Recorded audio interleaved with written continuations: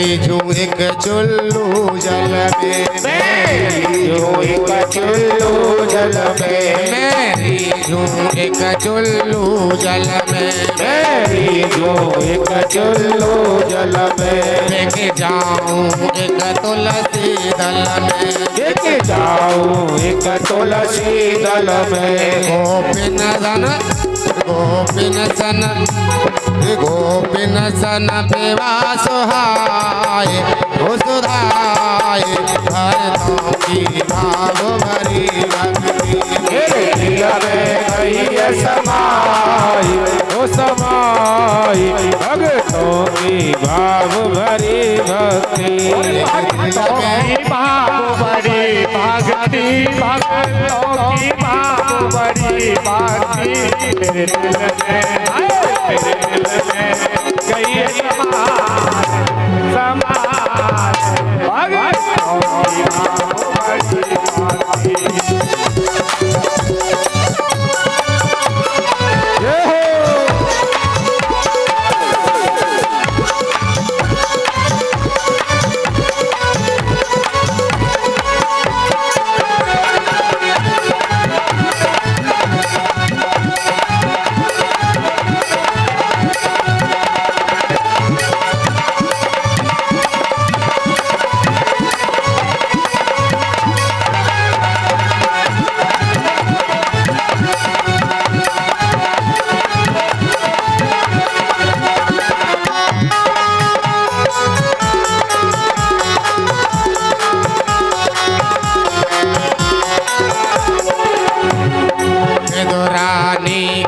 छिलके खाए रानी के छिलके खाए, ओ बेदुरानी के छिलके खाए, ओ रानी के छिलके खाए, नहीं भोग दुर्योधन भाई, नहीं भोग दुर्योधन के भाई, नहीं भोग दुर्योधन भाई, नहीं भोग दुर्योधन के भाई। गोपिन की छाछ सुहाए हो सुहाए भगतों की भाव भरी भक्ति, तेरे हिया में भैया समाए हो समाए भक्तों की भाव भरी भक्ति।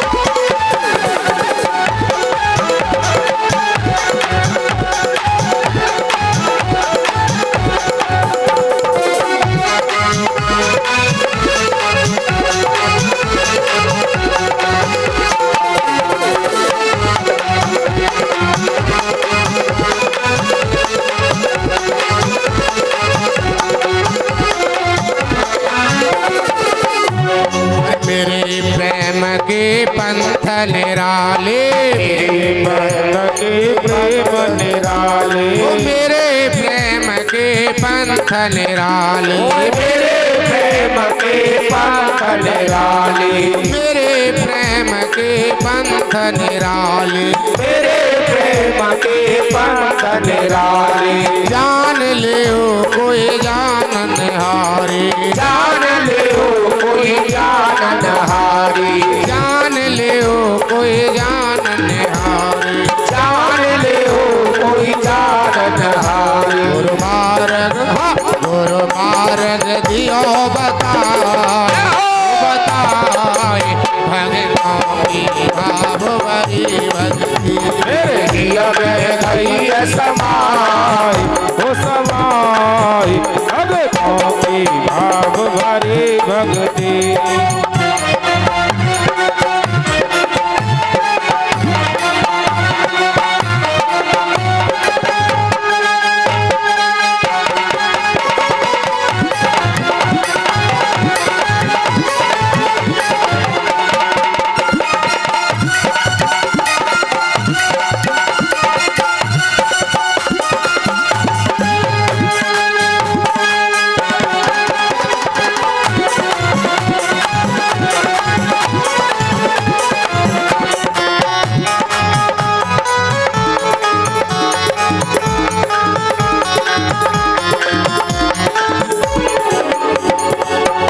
सुमिरन मेरो कर लेगो, जो सुमिरन मेरो कर लेगो, जो सुमिरन मेरो कर लेगो, जो सुमिरन मेरो कर लेगो, ओ भव सागर से तर लेगो, वो भव सागर से तर लेगो, ओ भव सागर से तर लेगो, वो भव सागर से तर लेगो।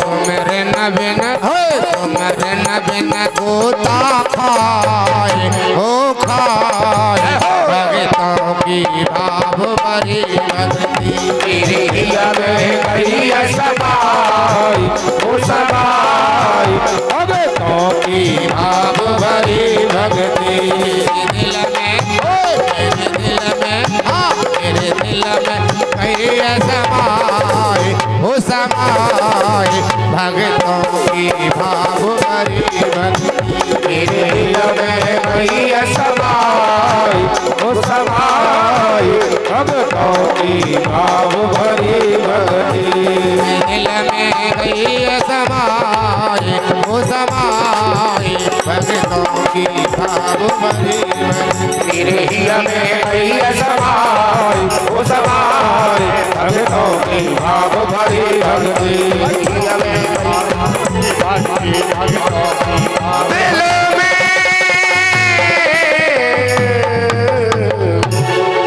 बोलो गोविंद भगवान की जय। और ये 1100 रुपए श्रीमान सत्येंद्र सोमनी जी कथा में दान कर रहे हैं। भगवान इनकी सभी मनोकामना पूर्ण करें। बोलिए गोविंद भगवान की जय। तो ब्रह्मचर्य मन शरीर द्वारा वीर रक्षण, और ब्रह्मचर्य कैसे पूर्ण करोगे पता है?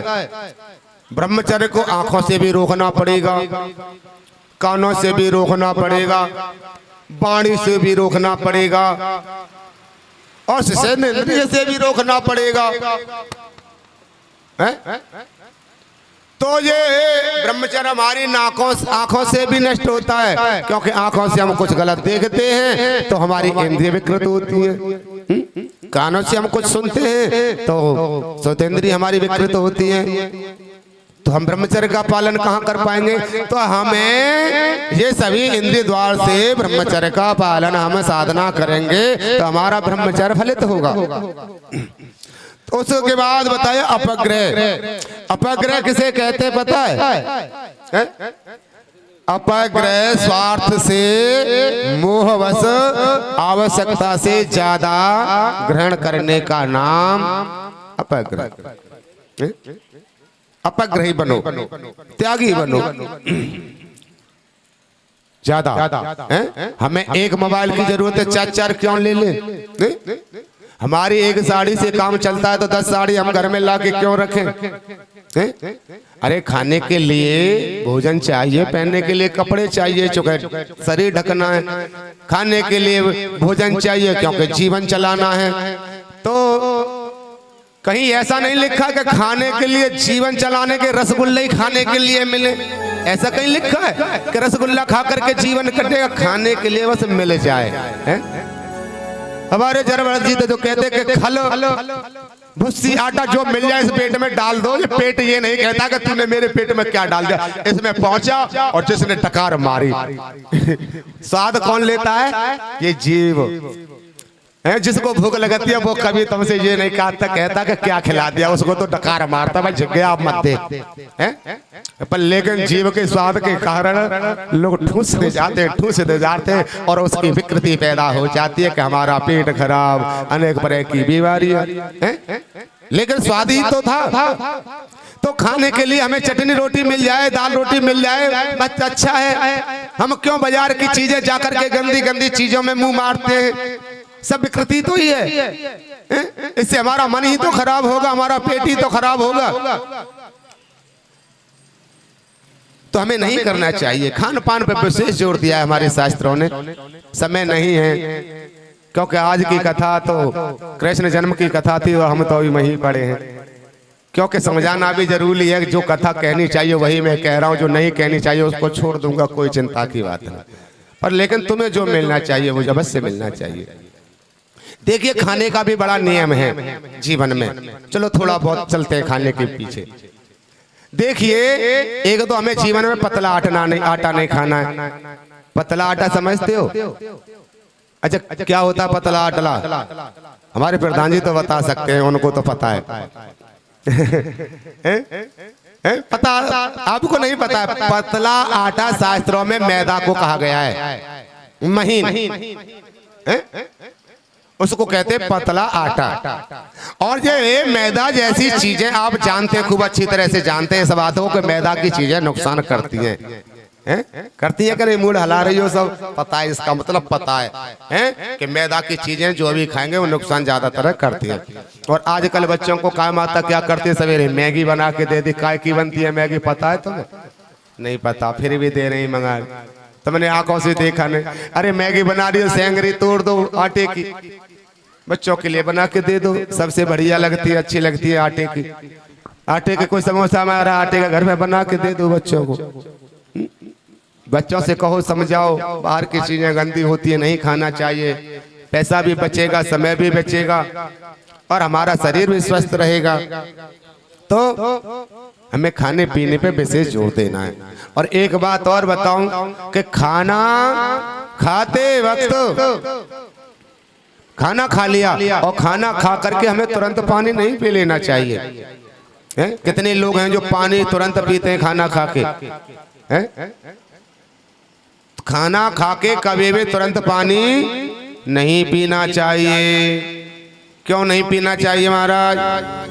बोले कि हम अग्नि जब बल रही हो, चूल्हे में रोटी बना रहे हैं, तुम रोटी पचा रहे हो ना घर में, और कोई जा करके और वहां तुम्हारे चूल्हे में पानी डाल दे तो क्या होगा? विकृति पैदा होगी कि नहीं? रोटी बच जाएंगी क्या? नहीं पचने वाली, तय की तय पे गए की गए में रह जाएगी, रहेगी कि नहीं? तो इसी प्रकार हमारे अंदर जो जराठ अग्नि है, जराठ अग्नि, हम जब पानी पीते तो हमारी पानी पीते ही जराठ अग्नि मंद हो जाती है। और मंद होने से जो जैसा भोजन खाते हैं वैसा ही रखा रहता है। फिर कहते हैं आत्मा पेट गुम है गोए और गुम तो हमारा न होगा तो किन को होगा? गुम ही होगा, या गुम जैसे काम करते हमने तो हमें इस पेट के साथ में बहुत खिलवाड़ करते अज्ञानता के कारण। तो हमें तुरंत पानी नहीं पीना चाहिए। और थोड़ा सा प्रकाश डाल देता हूँ खाने के बाद। और पहली बात कि चंद्र स्वर में खाना है। और आप चंद्र स्वर में खाना सीख गए जिस दिन, तो फिर आपके पेट में कोई भी बदहजमी नहीं होगी। जानते हो चंद्र स्वर क्या होता है? अरे मैंने उस दिन तो बताया था, सब भूल गए। चंद्र नाड़ी सूर्य नाड़ी नहीं बताई थी? किन किन को पता है बताओ? क्योंकि सुनते ही नहीं हो कथा। वही बात है ना कि यहाँ सुनी और यहाँ झाड़ जाते हैं, सब पांडाल से भीतर ही भीतर झाड़ के बाहर निकलते हैं। चंद्र नाड़ी सूर्य नाड़ी का व्याख्यान किया था, सुना था? एक होती है चंद्र नाड़ी, एक होती है सूर्य नाड़ी। मैंने ये भी प्रैक्टिकल के थोड़ी कर करके बताया था, बहुत समझा करके। एक बाईं तरफ जो है हमारे उल्टे हाथ की तरफ चंद्र नाड़ी है, और सीधे हाथ की तरफ जाने दाएं हाथ की तरफ सूर्य नाड़ी है। नाड़ी का मैं तो समझते हो जो हमारी सांसें आ रही जा रही हैं। कभी तो हमारी सूर्य नाड़ी चलती है और कभी चंद्र नाड़ी चलती है। अगर दिन में हमारी सूर्य नाड़ी चल रही है तो मानो विकृति हमारे शरीर में होने वाली है। इसको कोई भी नहीं रोक सकता। वो तुम्हें ही अपने आप उसके स्वर की प्रकृतियां तुम्हें पता है, तो तुम शरीर को साध सकती हो। नहीं, एक ही स्वर लगातार चल रहा है, थमने का नाम ही नहीं ले रहा, तो मानो अवश्य ही हमारे शरीर में कोई न कोई विकृति होने वाली है। ये पहली पहचान आपको बता रहा हूं। इसीलिए कभी भी कोई भी स्वर लगातार अवस्था में नहीं चलता है। अगर चल रहा है तो मानो कोई न कोई गड़बड़ होने वाली, बाहर हो चाहे भीतर हो, ये मैं नहीं कह सकता। तो हमें स्वर को सूर्य में खाना है। हमारा जब सीधा स्वर चल रहा हो, समझ रहे हो, सीधा स्वर चंद्र नाड़ी वो सूर्य नाड़ी, और उसको कहते हैं पिंगला नाड़ी। क्या कहते हैं? पिंगला। एड़ा और पिंगला। एड़ा माने चंद्रनाड़ी और पिंगला यानी इसमें 3 शब्द हों वो सूर्य नाड़ी। और इससे ज्यादा मुझे नहीं समझा सकता हूँ। इतना एक एक शब्द का खंडन करके भी बता दिया, ये भी बता दिया इंगला पिंगला। बहुत से तो इंगला पिंगला का भी महत्व नहीं समझ पाते।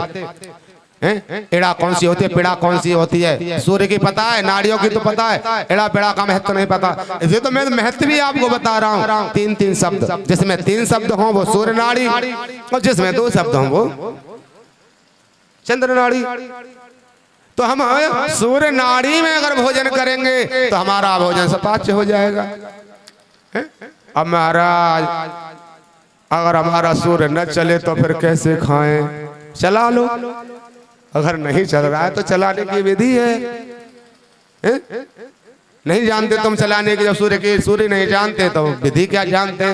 चलो बता देते हैं। पहले संत रखते थे ना एक इतना बड़ा डंडा सा हाथ में, उस ऊपर डंडी लगी रहती थी और डंडा इतना रखते थे। वो काय के लिए? उसी के लिए होता था, बगल में लगाने के लिए। और आपको कोई डंडे की जरूरत नहीं है क्योंकि आप संत नहीं हो, आप तो गृहस्थी हो। आप कहाँ डंडा को लेके डोलोगे? तो आपको तो आपके हाथ में ये मुट्ठी है ना, मुट्ठी, ये मुट्ठी लो और ऐसे बगल में दबाओ और यूं कर दो, थोड़ी देर के लिए दबाए रखो। 4, 6, 10 मिनट में आपका स्वर बदल जाएगा। यानी चंद्र स्वर चल रहा है तो सूर्य स्वर आ जाएगा, यानी सूर्य स्वर प्रभावित हो जाएगा। यानी ये बाम कुछ है ना, ये हमारी कुछ होती है बाम कुछ को हम थोड़ी देर दाब के रखेंगे या बाम करवट से हम लेट जाएंगे ना तो सूर्य स्वर प्रभावित हो जाता है। और इसके विपरीत जब करेंगे, दाहिनी ओर करेंगे तो हमारी चंद्र नाड़ी प्रभावित हो जाएगी, चंद्र स्वर चलने लगेगा। तो चंद्र में क्या करना है? चंद्र में कोई भी बर्फ खाओ, पानी पियो, दही पियो, दूध पियो, जूस पियो, कुछ भी पियो, कभी नुकसान नहीं करेगा। रात में पियो, दिन में पियो, छूट तुम्हारे लिए। जाओ। और तुमने भर गर्मी में भी और सूर्य नाड़ी में अगर तुमने कोई भी ठंडी वस्तु खाई पी तो तुम्हें जुकाम सर्दी भय न है। मान लो एक बार को ना हो पर अक्सर करके होने की संभावना। तो ये बातें ध्यान रखोगे। मैंने स्वर बदलने का समय भी बता दिया, कैसे बदलना है। आया समझ में? कल पूछ लूं आप लोगों से, पर ये मत कहना आज बाबा जी तो बड़ो वो करे, रोज हमें पूछ ले, हमारी इज्जत उतार के धर दे। ऐसी बात मत सोच लेना, मैं पूछ सकता हूँ पर लेकिन मैं क्यों पूछूं? वो तो तुम्हारी इच्छा है, तुम अपने पास रखो या न रखो। शास्त्रों का काम, ऋषियों का काम तो देना होता है। आप लो या न लो वो तुम्हारी इच्छा है। भाव बनेगा तो सौदा मिलेगा, जब भाव ही नहीं प्रकट होगा तो सौदा कहाँ डटेगा? तो भाव बनाओ। हमें कुछ लेने आए हैं, हम खाली सुनने नहीं आए। बहुत सुनते हैं रोज मोबाइल में, टीवी में रोज सुनते हैं, पर कुछ लेने आए हैं तो कुछ लेके जाओ। क्या फायदा समय खराब किया? जैसे तो अपने घर पड़े थे, बच्चों को देखते, कुछ न कुछ करते, सूटर ही बुनते, बैठे बैठे कुछ नहीं करते तो बच्चों के लिए। जब हमने समय बर्बाद कर रहे हैं और कथा में जा रहे हैं तो उसका फल कब मिलेगा? जब उस समय से हम कोई चीज ग्रहण कर लेंगे। भाई फल फल फल रखें, बोले फल फल फल लो, फल फल। और फल तो जब ही लोगे और खाओगे तभी तो फल पेट में जाएगा, जब तो फल मिलेगा। और जब उसमें से उठाओगे ही नहीं फल को तो फिर क्या मिलेगा तुम्हें? फल कहां से पेट में जाएगा? फल फल करते रहो। फल रखे परात भरी रखे ना, ये रखे। और जब परसा तुम्हें नहीं देंगे तो कैसे मिल जाएगा? जब तक तो आप नहीं लोगे तब तक आपको मिलने वाला नहीं है। तो हमें फल लेना है कैसे? बस समझ लो, हमें फल लिया। कथा में क्या फल? कथा का फल मिलेगा। तो फल कब मिलेगा? जब हम उसमें से कोई चीज लेंगे तभी तो। एक आध फल लेंगे तो तमाम फल ही फल हैं, असंख्य फल हैं। इनमें से एक आदमी कोई फल ले लोगे, जीवन पार हो जाएगा। तो खाने पीने की ये बात है, विशेष ध्यान में हमें रखनी चाहिए। तो आइए उसके बाद में कहते हैं, अब नियम का थोड़ा सा अर्थ कर लेते कि नियम का है जीवन में कि सोच संतोष तप स्वाध्याय स्वप्राणिनाधानी नियम। सोच किसे कहते हैं? सोच किसे कहते हैं पता है? सोच कहते हैं, कह देते ना बच्चे को सोचा तो कह देते हो, अरे फिर भी नहीं बोल रहे हो। सोच कहते पवित्रता को, पवित्रता का नाम सोच। अरे हमें घर में अपने में साफ सफाई रखते हैं कि नहीं? झाड़ू मारते हैं, सोची तो है। अपने शरीर की सफाई रखते हैं, सोच में आती है। हमें घर की सफाई करनी है, घर में जिस घर में रहते हैं उस घर की सफाई करना, भोजन शुद्धिकरण से बनाना, शुद्ध करके शुद्ध चौका दे करके, घर में लीप करके, कच्चा है तो उसको रोज पोता मारो, पक्का है तो पोछा मारो।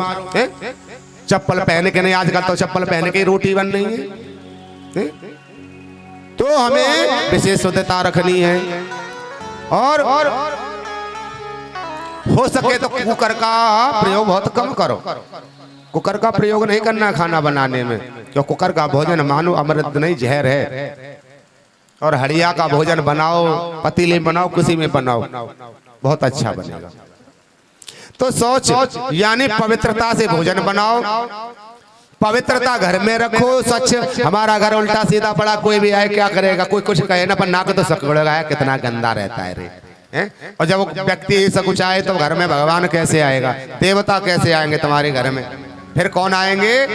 फिर तो कुत्ते आएंगे, भेड़िए आएंगे, क्योंकि सूंगा सांगी तभी तो करेंगे। कहीं बर्तन पड़ा है तुम्हारा, कहीं आटे की परात पड़ी है, कहीं सब्जी का भगोना पड़ा है, तो फिर कौन सूंघेगा? उनको देवता थोड़ी आएंगे, फिर तो स्वान देवता ही आएंगे।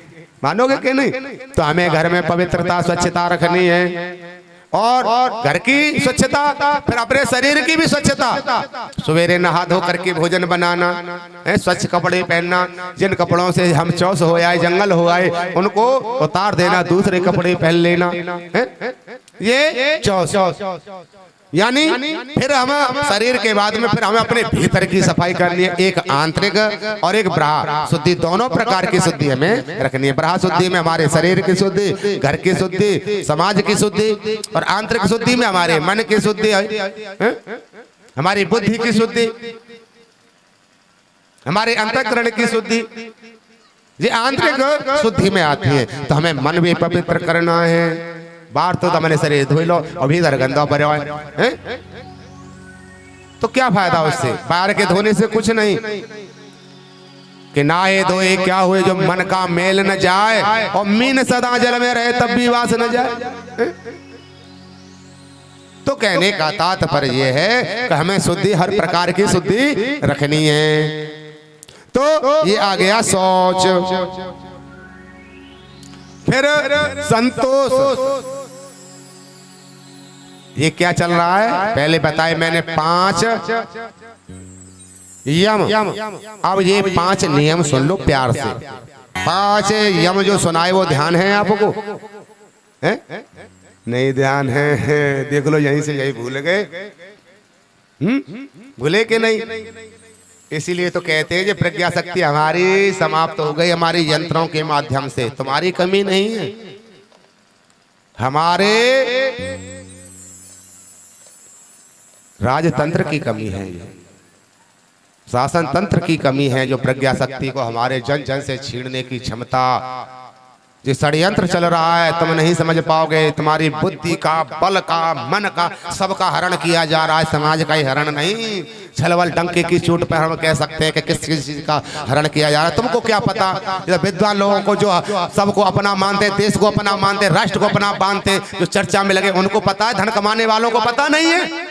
इन व्यासों को क्या पता होगा? तुम सील की रक्षा हो रही है, तुम स्वतंत्र बैठे हो, उन धर्म गुरुओं की वजह से बैठे हो। नहीं कब कृष्ण बन जाना बनना पड़े, कब क्या बनना पड़े कोई पता नहीं। आज सुरक्षित हो अपने धर्म पर बस। तो संतोष, संतोष यानी अपने कर्तव्य में जो हानि और लाभ हो, हानि लाभ जो भी हो, हानि हो गई तो चिंता की बात नहीं, और लाभ हो गया तो ज्यादा उत्साह नहीं करना है। ऐसे ही रहना जैसे पहले थे। हानि होगी तब भी ऐसे, लाभ हो गया तब भी ऐसे, क्योंकि यह जान करके ये तो प्रकृति का नियम है, हानि लाभ तो चलती रहती है। अगर दुखी होना है तो फिर अपने शरीर पे हो ना। पहले तो तुम नौजवान थे, हैं? पहले तो बच्चे थे, कूदते थे, फिरते थे, खून गर्म था, हैं? न बड़े हो गए, हैं? और युवा हो गए, और फिर युवा के बाद थोड़े थोड़े वृद्ध होने के लिए लगे, हैं? तो ये शरीर में भी बदलाव हो रहा है, तो कहाँ संतोष? फिर भी संतोष हो ना तुम। कभी कहा था एक दिन? नहीं कहा, क्योंकि तुम जानते हो इस बात को, ये तो प्रकृति का नियम है, घटना बढ़ना, घटेगा बढ़ेगा।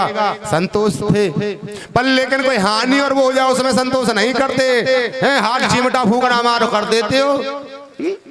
अरे कोई एक रोटी फालतू खा जाए, खा जाने, एक तुम कम खा लो, संतोष क्या फर्क पड़ता है? तो हमें संतोष ही बन करके रहना चाहिए, हर कार्य में संतोष धैर्य धारण करना चाहिए। फिर कह रहे तप। तप क्या है भैया?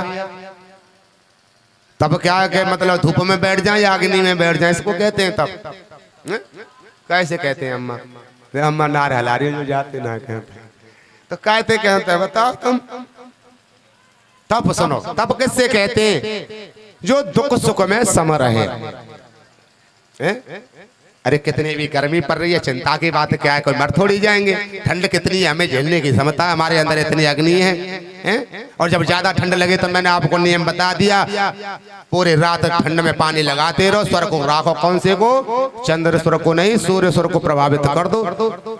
जब भी चंद्र स्वर आए दौड़ दौड़ करके मारो उसको, बजा दो। बोले ठंड लग रही है, अभी तुम्हारी जरूरत नहीं है हमें, अभी तो हमें अग्नि की जरूरत है, इसीलिए सूर्य सुर को लाना है रात्रि के 12 बजे भी। वैसे तो रात में अक्सर करके सूर्य सुर ही चलता है। जो रात्रि में जिसका सूर्य चलता है और दिन में जो चंद्र चलता है वो हमेशा निरोगी रहता है, उसके कोई रोग ही नहीं आता। अगर विपरीत कुछ चल रहा है, ठंड लग रही है और हमने देखा कि हमारा सुर विपरीत है, तो हमको लाए उसको, सूर्य सुर को चलाने का मैं नियम बता ही दिया तुमको, तो ठंड कम लगेगी। तो तप, दुख सुख में हमें उद्गित नहीं होना है। समान जैसे ऐसे निखर जाना जैसे सुनार लोहे को अग्नि में तपा करके निखारता है ना, ये दुख सुख जो क्या है वो हमारे लिए अग्नि है।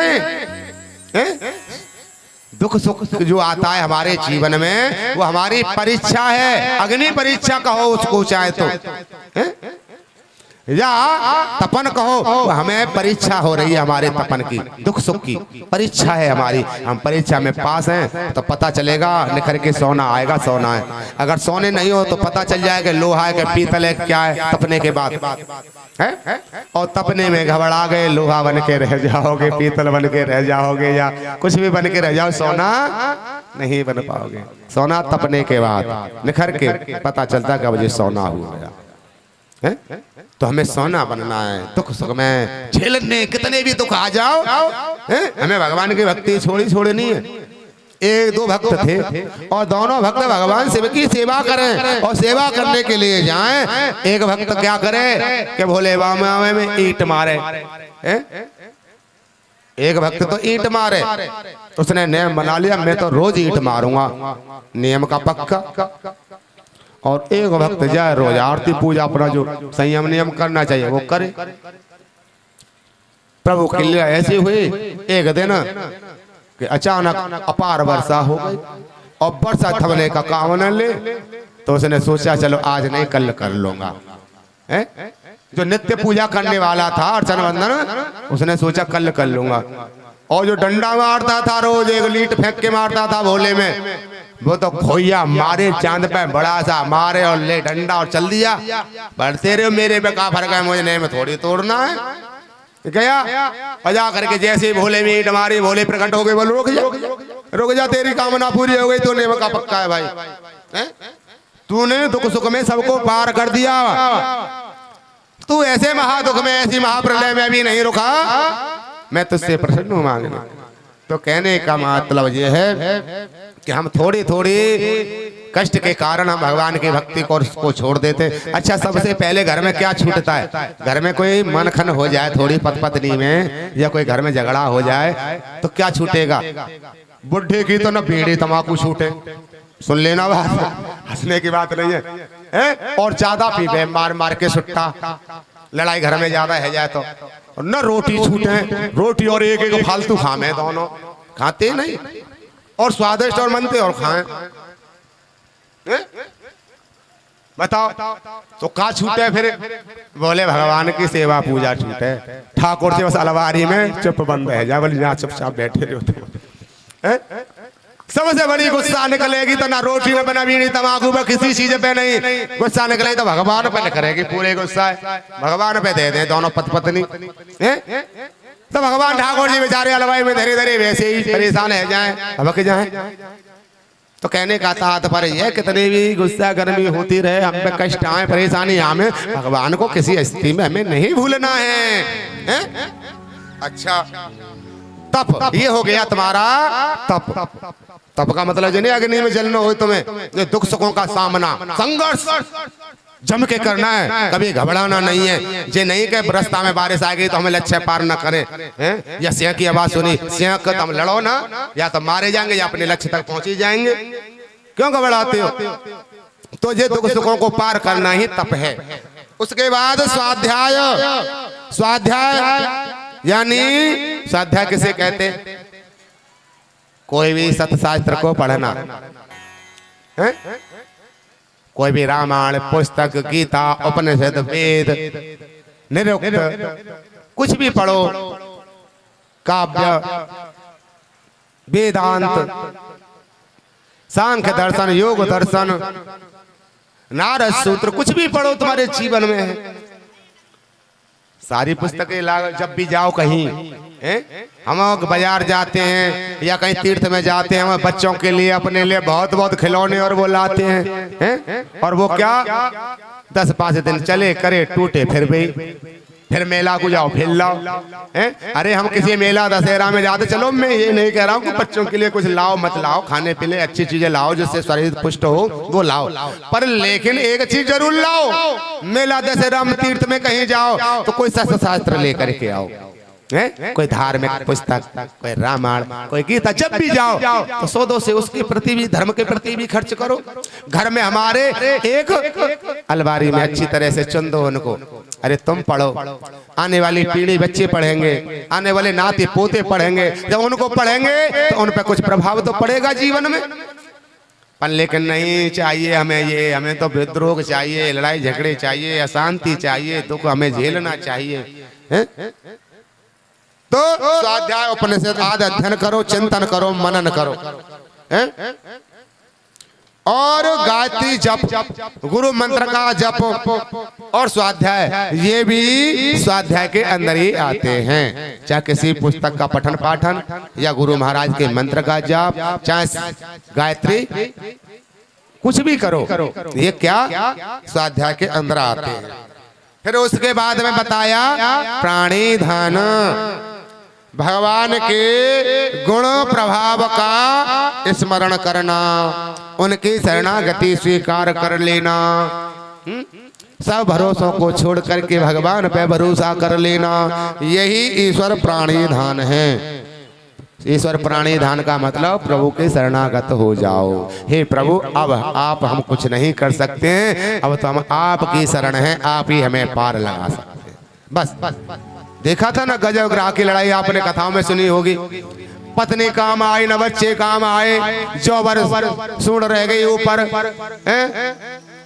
उन्हें कि भाई मैं तुम्हारा पति हूँ, पिता हूँ, अरे मुझे बचाओ, मुझे इस तरीके से छोड़ के मत जाओ। कह गए कि अब तुम तो मर रहे हो, अब हम थोड़े मर जाए तुम्हारे संग में, नहीं तुम तो मर ही रहे हो, अब हम कैसे मर जाए तुम्हारे संग में, छोड़ के चले गए।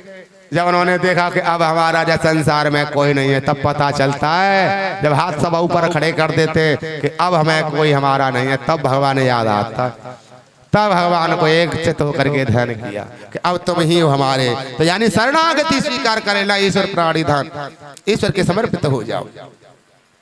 बस यही यम और नियम का मैंने आपके सामने बखान किया।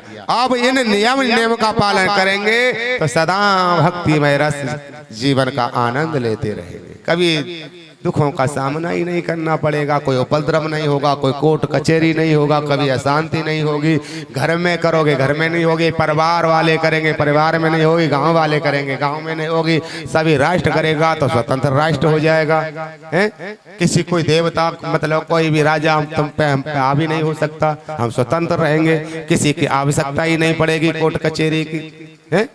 जिन यम और नियम के माध्यम से अगर हम जीवन यापन करने लगे तो किसी से कोई बैरभाव नहीं, सब समृद्ध बने, सब बुद्धिशाली बने, भरकर प्रयास हमें करना चाहिए सबके लिए कि सब उज्जवल बने, उज्जवल भविष्य हो सबका। पर लेकिन हमारा उज्जवल भविष्य है जाए, दूसरों का गड्ढा में जरूर गिर जाए। क्योंकि शोषण की विधि चल गई ना हमारे भारत में, पोषण की नहीं।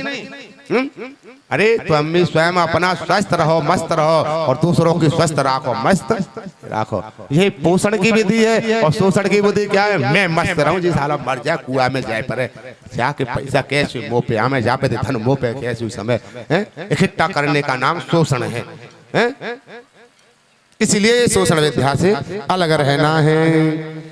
तो इस प्रकार से हे राजन, यम नियम का पालन करते हुए तुम भगवान के एकमात्र स्वरूप का चिंतन करो। यही बस एक साधन है कि मृत्यु नजदीक हो या दूर हो, उसको एकमात्र श्री हरि का भजन करना चाहिए, और कुछ नहीं। या मानस तन को पाए मत कर गर्भ गुमान, कंचन सी काया तेरी जाए एक दिन जाओ।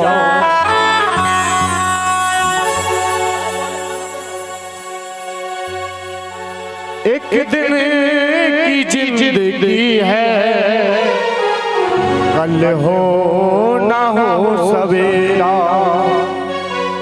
एक दिन की जिंदगी है, कल हो ना हो सवेरा। प्रभु की शरण में आ जा, प्रभु की शरण में आ जा, क्यों कहता मेरा मेरा। प्रभु की शरण में आ जा, क्यों कहता मेरा मेरा। प्रभु की शरण में आ जा, क्यों कहता मेरा मेरा। प्रभु की शरण में आ जा, क्यों कहता मेरा मेरा। एक दिन की जिंदगी है, कल हो ना हो सवेरा। एक दिन की जिंदगी है, कल हो ना हो सवेरा।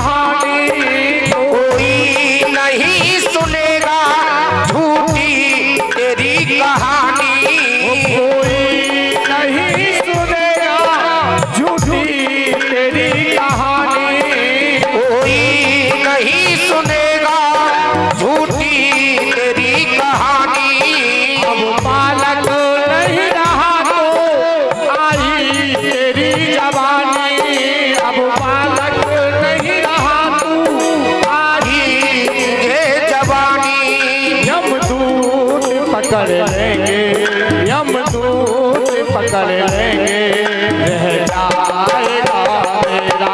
प्रभु की शरण में आ जा, क्यों कहता मेरा मेरा। प्रभु की शरण में आ जा, क्यों कहता मेरा मेरा। प्रभु की शरण में आ जा, क्यों कहता मेरा मेरा।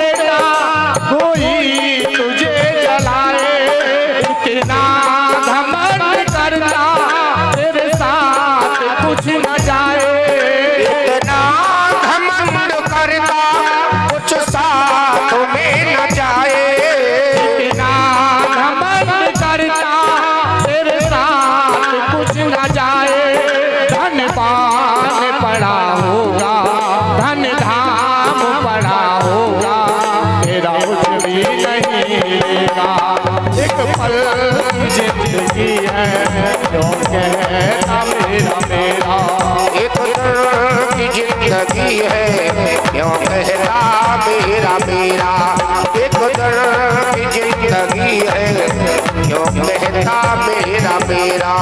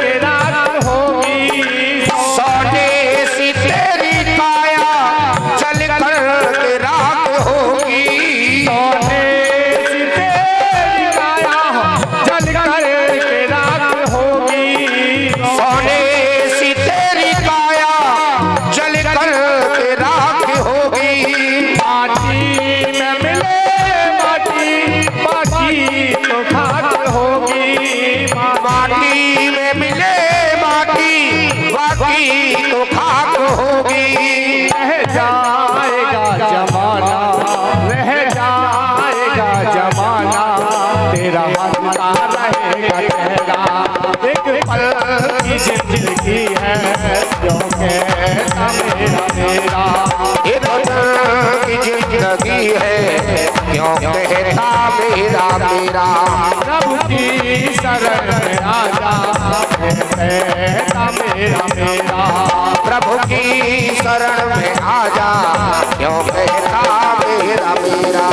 प्रभु की शरण में आजा क्यों कहता मेरा मेरा। प्रभु की शरण में आजा क्यों कहता मेरा मेरा।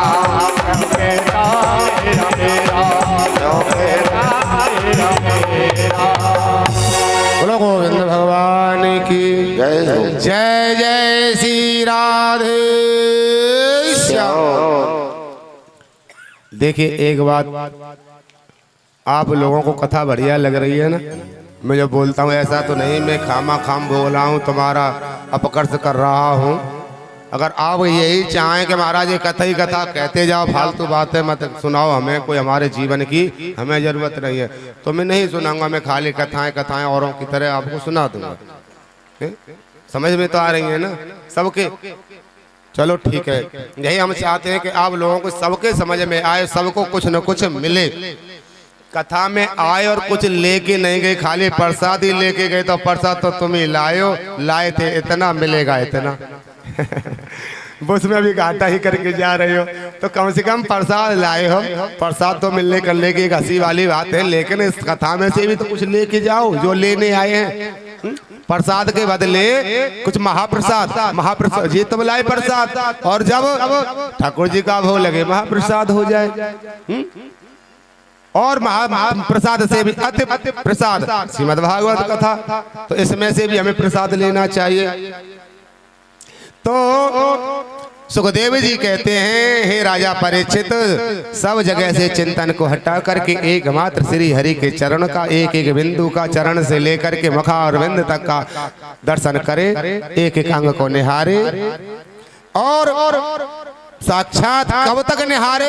जब तक परमात्मा और आत्मा का साक्षात्कार न हो जाए तब तक करता रहे इस क्रिया को। चाहे पूरा जीवन निकल जाए, चाहे आधा जीवन में कर ले, बस हमेशा करते ही रहना। अगर किसी प्रकार की कोई अभिलाषा ना हो तो किसी कार्य के लिए अलग अलग आराधना है। तो क्या, जैसे संतान के लिए प्रजापति के, रूप के लिए गंधर्व की, विद्या के लिए भगवान शंकर की, सुख शांति के लिए परमात्मा देवी की, और सुंदर वर के लिए माँ भगवती की और आराधना करनी चाहिए। यदि किसी प्रकार की कोई कामना नहीं है तो फिर क्या करे? बोले काम सर्व कामो वा मोक्ष काम उदारथी तीव्रेण भक्त योगेन जयेत पुरुषं पर। फिर अगर किसी प्रकार की कामना है, ना रूप की, ना रस की, ना गंध की, न विद्या की सब कुछ प्राप्त है, तो फिर क्या करना चाहिए? तीव्र भक्ति योगेन, यानी तीव्र भक्ति योग से एकमात्र भगवान की आराधना करना चाहिए। हे राजन, भगवान श्री कृष्ण ही जीव मात्र के परम हितैषी हैं। वे ही निराकार निर्विकार और अविनाशी होते हुए भी सबके हृदय में विराजमान हैं। वही भगवान श्री एकमात्र सबके हितैषी हैं।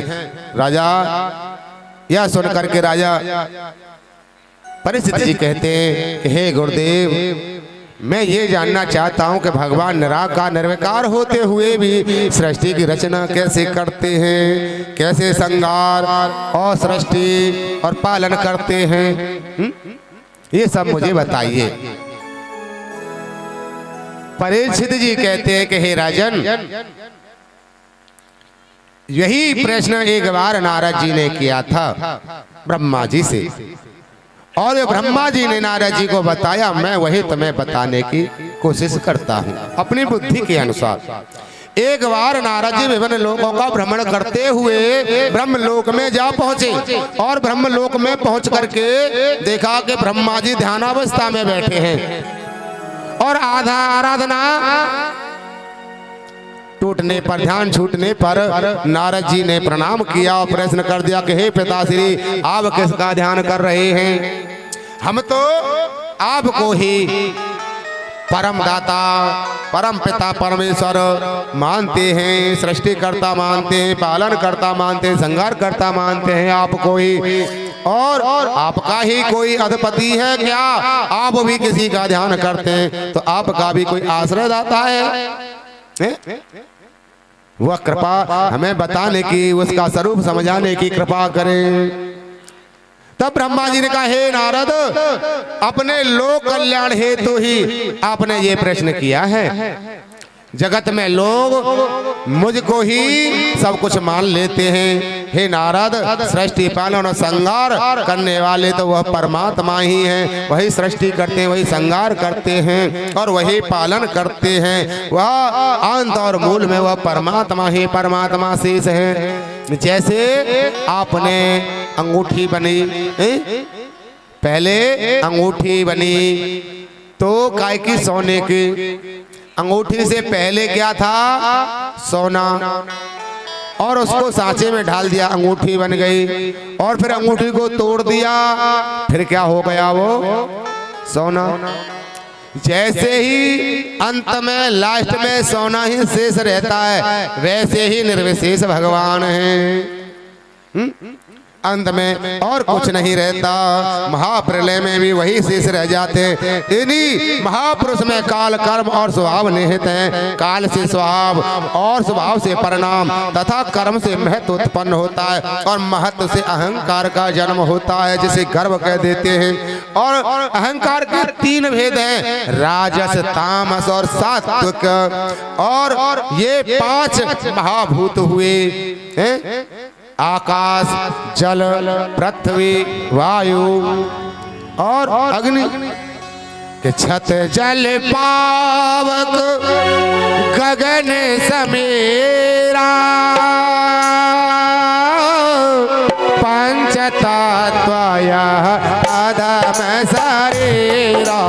राम सिया राम, सिया राम, जय जय राम। राम सिया राम, सिया राम, जय जय राम। ये पांच तत्वों से ये पांच तन मात्रा है, यही पांच भूत हैं। और इन्हीं के ये पांच विषय, पांच कर्मेंद्रियां हैं। पांच ज्ञानेंद्रियां, पांच कर्मेंद्रियां। तो पांच ज्ञानेंद्रियां कौन कौन सी हैं? एक आध इंद्रिय की पता है? पता है? बच्चे तो पढ़ते हैं, पढ़ने वाले बच्चों को तो पता होगा। अरे तुम्हारे शरीर में पांचों इंद्रियों का तुम्हें पता नहीं, तो बताओ कितनी हमें ना समझिए। हम अपने शरीर से ही परिचित नहीं हैं। जो अपने जीवन में मनुष्य अपने पर शरीर से ही परिचित ना हो, वो दूसरे का परिचय क्या लेगा? और चले देखने दोष दूसरों में, वो ऐसा है, वो वैसा है। तो मैंने अपने आप को झांक के देखा है कभी कि हम कैसे, हमारी इंद्रियां कैसी हैं? कौन सी हैं पांच इंद्रियां तुम्हारी, पता है? ज्ञानेंद्रियां, 5 कर्मेंद्रियां, 10 ही तो होती है कि ज्यादा होती हैं? एक आध बता दो बिटिया, बताओ बताओ बहना। अरे आप तो पढ़े लिखे बच्चे हो, बताओ क्या पढ़ते हो स्कूल में? यही बस आज की पढ़ाई यही है। बस यही समझ जाओ कि हमें उस वास्तविक ज्ञान से वंचित करके मांटेसरियों को स्थापित कर दिया, इससे कि जो हमारी संस्कृति को सब पे पानी फेर सके हैं। आज हम उसी की ओर आकर्षित हैं। हमारी सारी संस्कृति जीवन की चली गई। हम क्यों नहीं हम अपने शास्त्रों का, गुरुकुलों का अध्ययन करें, जाएं, पढ़ें? नहीं पढ़ते। हमें तो वही मांटेसरी चाहिए ना, हमें तो लालच चाहिए। हमें तो 1 करोड़ खर्च करना, 50 करोड़ कमाने हैं ना, अगर डाकू बन के, लुटेरा बन के। कौन से दिन के डकैत? कौन से डकैत? डकैत कौन से बनना है? प्रमाण पत्र, लाइसेंसी डकैत। दिन में पकड़े जाए ना, रात में पकड़े जाए, कब डकैती डारे वो निर्भय। और वैसे डकैत हो तक है वो चुप चुप डालते हैं, रात रात में जाए तो पक छिपक के। और आज कल के डकैत जो पढ़े लिखे स्टूडेंट, विद्वान, वो तो जब चाहे जब लूट ले तुम्हें, और तुम कछु न कह पाओ, कछु न कोई कछु के। बता कोई कुछ कहता है क्या? जो 1 करोड़ खर्च करके जा रहा है तो वो पहले 2 करोड़ करे हो कि न करे हो? पहले तुम्हें देखो, पहले वो 2 करोड़ न करे हो। वही स्थिति हमारी तुम्हारी सबकी हो रही है। हम वही चाह रहे हैं। हम बच्चों को चोरी बना रहे हैं आजकल। मैं सीधी बात कहता हूँ, मुंह पे बुरी लगे तो कोई बात नहीं, मैं कहता छोड़ के भी चला जाऊं, कोई दिक्कत नहीं मेरे पे। लेकिन सत्य को तो सत्य भाषित करना ही पड़ेगा, जानना पड़ेगा कि हम आप बच्चे पे 1 लाख खर्च कर रहे हैं तो वो 10 लाख कमाएगा पहले, तब वो तुम्हारी पूर्ति करेगा। जब देखेगा समाज को प्रधानी लड़े या मंत्री पद लड़ा, कोई भी लड़ा, उसने 2 करोड़ 10 करोड़ खर्च किए हैं, तुमने करवाए हैं, तो पहले वो 4 करोड़ बनाएगा। जब देखेगा तुम्हें, नहीं तो मर जाओ, तुम कुआं में जाए पड़ो, आग में चढ़ जाओ। जब तक तुम्हें ना देख रहे हो, जब तक पहले वाकई 2 करोड़ ना है रे। तो बताओ, ये परिस्थिति हम आपके सामने, सबके सामने है। हम बच्चे को इंजीनियर बनाने के लिए 1 करोड़ खर्च करते हैं, तो वो इंजीनियर बनने के लिए पहले 10 करोड़ या 2 करोड़ कमाने की कोशिश करेगा, तब जा करके किसी को देखेगा नहीं। उससे पहले तो देखने का कोई मतलब नहीं है। और इसका मतलब जो है कि अपनों को भी भट्टी में झोंक सकता है वो 2 करोड़ कमाने के लिए। झोंकेगा कि नहीं बहना? कोई बिल्डिंग बनाएगा, कोई इंजीनियर बिल्डिंग बना के दे, और वो क्या है, सरकारी बिल्डिंग बनाई, उसमें से 2 करोड़ मंजूर हुए बिल्डिंग के लिए। पता के 2 करोड़ ही लगेंगे, 2 करोड़ के 2.25 करोड़ लग सकते, पर कम नहीं। पर लेकिन वहां में तो रेत मट्टी लगा के वहां 1 करोड़ में काम कर दिया, 1 करोड़ बचा लिए। और पता चले कि पूरी बिल्डिंग ही धस गई। 15 पीछे वहां में अपने पड़ोसी भी हो सकते हैं, कोई अपना खानदानी भी हो सकता है, उसमें कोई रिश्तेदार भी हो सकता है, वो सब अपने ही तो है। अपरत मान करके चलो तब नहीं, पैसे तो संसारी अपना सब अपने हैं। जब हमें ज्यादा पढ़ लिख गए, अच्छे व्यवहार, हम समझदार हो गए, तो हमें सबकी सुरक्षा करने का अधिकार हो जाता। अज्ञानी आदमी के लिए बात अलग है, अज्ञानी नहीं जान पाता। पढ़ा लिखा अगर ऐसा करे तो फिर उसके लिए कहाँ क्षमा है। पर लेकिन कोई कुछ बोलने वाला नहीं, दिन दहाड़े तक कहती। तो यह मैकाले की शिक्षा को हम दूर करके हम अपनी वही सांस्कृतिक संस्कृति शिक्षा को ग्रहण करें तो हमारा जीवन निर्मल हो जाए। फिर कोई संसार में विकृति, समाज में विकृति न रहे, सब परस्पर प्रेम में रहें। जैसे राम लक्ष्मण भरत 4 भाई हमेशा प्रेम में रहते थे, 4 धर्म अपने अपने कार्य में लगे थे, सब अपने अपने वर्ण व्यवस्था में लगे थे। ये विकृति केवल इसी के कारण है, हमारी संस्कृति को लुप्त किया गया। तो एक बार तो काल से कर्म स्वभाव और छत जल पावक गगन समीरा, 5 तत्व या अधम शरीर, 5 तत्वों से मिला हमारा ये शरीर है, अधम है। और 5 तन्मात्रा है, जिसमें 5 इंद्रिय हैं, 5 इंद्रियों के 5 विषय हैं। और इन सभी तत्वों से मिलकर के एक अंड बना, और ये बहुत काल तक जल में ही पड़ा रहा। हजारों वर्ष निकल गए, व्यतीत हो गए। तब इन्हीं परम तत्व श्रीमन नारायण ने इसमें प्रवेश करके और इसका भेदन किया और वही अंड ब्रह्मांड कहलाया। उनके एक अंग से 14 लोकों की कल्पना है। जैसे मुख से ब्राह्मण, बाहों से क्षत्रिय, उदर से वैश्य और पैरों से शूद्र आदि का जन्म हुआ। चरणों में भूलोक, नाभि में भवलोक, हृदय में स्वर्गलोक कल्पित है। हे राजन, उस 24 तत्वों से बने अंड का भेदन कर श्रीमन नारायण जब बाहर निकले तो 1000 वर्ष तक शयन करते रहे। चल पर 1000 वर्ष तक तप करते रहे।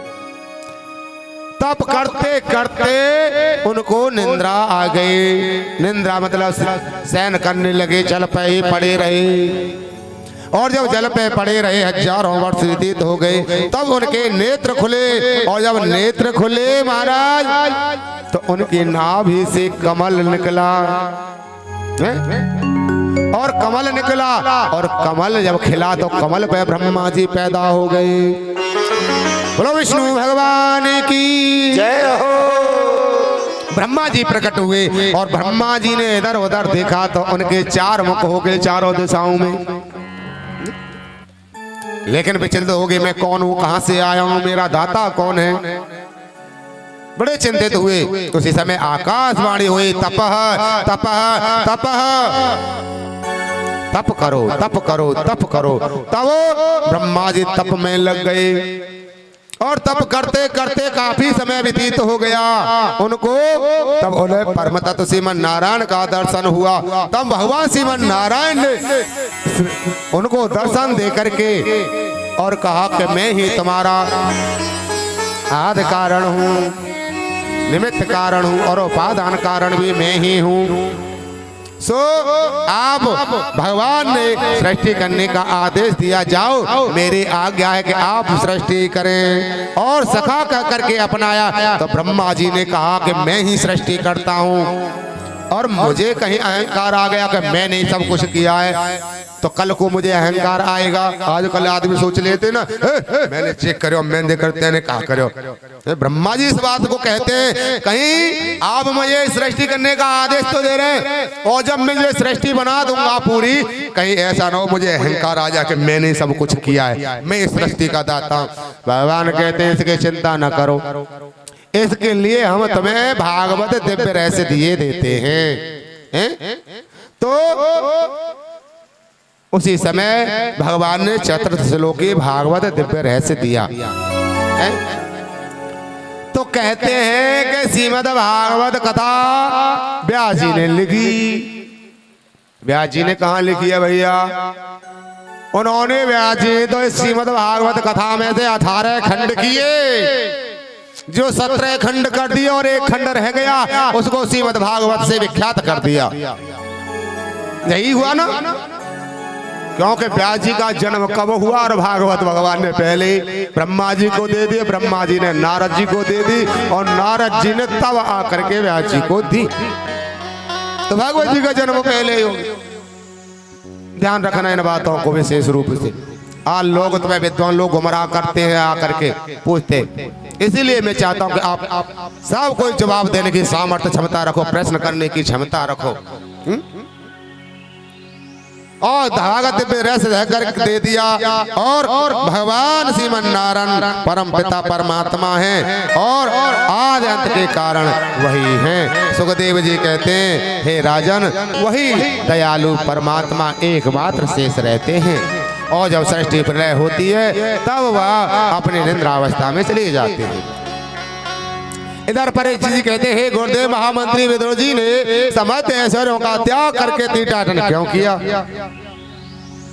इधर भगवान का ध्यान पूजन वंदन सीखा और उधर थोड़ा अपना रुख बदल गया। थोड़ा काय का अपने परिवार की तरफ रुख बदला। वो भी क्यों बदला? कि हमारा इतना उचिष्ट परिवार होते हुए, धर्मात्म परिवार होते, भगवान के भक्त होते हुए विदुर जी किस कारण से हमारे घर गए? बस इस बात को पूछने के लिए। मैं अपने पिता महाराज से नहीं पूछ सका, उसका कारण आप ही बता दीजिए कि विदुर जी महामंत्री थे और समस्त ऐश्वर्यों का त्याग करके तीर्थाटन को लिए क्यों चले गए घर छोड़ करके, इसका क्या कारण था? तो कहते हैं सुखदेव जी बोले, हे राजन, एक बार विदुर जी को धृतराष्ट्र की सभा में बुलाया गया और जब धृतराष्ट्र की सभा में बुलाया गया तब उन्होंने हित भरे शब्द कहे। क्या हित भरे शब्द कहे? कि दुर्योधन की अनीति को अनुचित बताते हुए उसको कुलनाशक बताया कि इस बच्चे के लक्षण जो हैं बिल्कुल विपरीत चल रहे हैं, एक दिन वो होगा ये पूरे कुल का नाश कर देगा। सत्य कह दिया।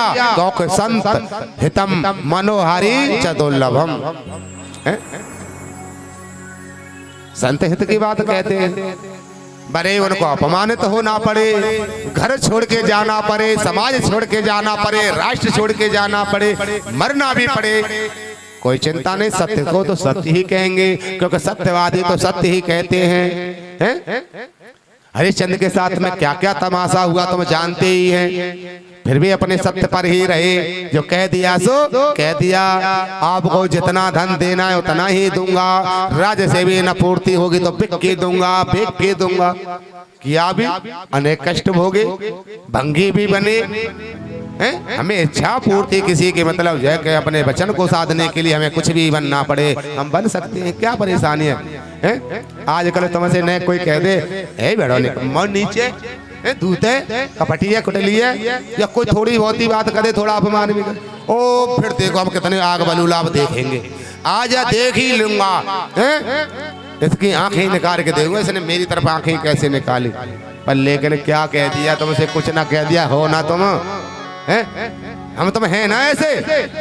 कोई कह दे तो क्या बात है, जन्म जन्म के पापी हैं, हम जन्म जन्म के हत्यारे हैं, हम जन्म जन्म के लुटेरे हैं, क्या नहीं है हम।